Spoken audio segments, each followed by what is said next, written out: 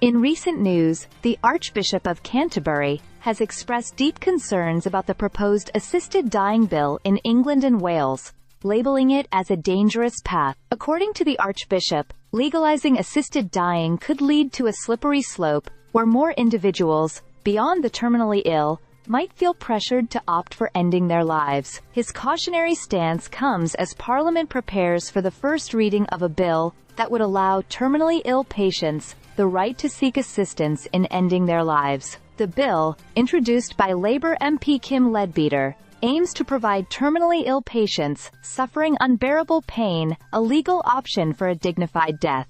Leadbeater refutes the Archbishop's warnings, stating that the legislation is designed with strict criteria and safeguards, specifically targeting those who are near the end of life. Public support for such a law is strong, with polls showing that between 60–75% of the British public favours the idea.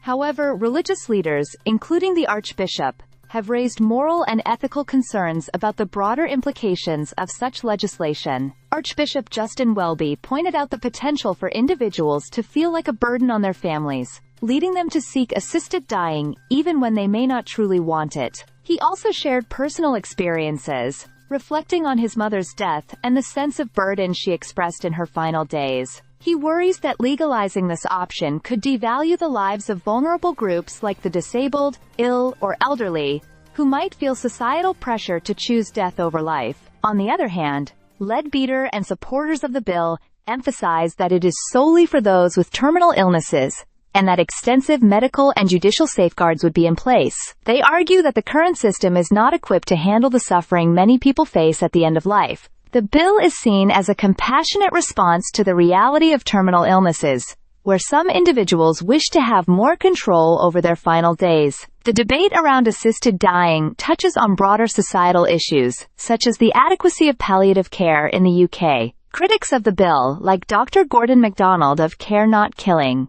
argue that the focus should be on improving palliative care rather than offering an option for assisted suicide. Meanwhile, others like Sarah Wooten of Dignity in Dying see this bill as a historic opportunity to relieve unnecessary suffering, arguing that the current legal framework forces individuals into traumatic and desperate situations. This deeply divisive issue will continue to spark emotional and moral debates in the lead-up to the second reading of the bill in November. Both sides present compelling arguments.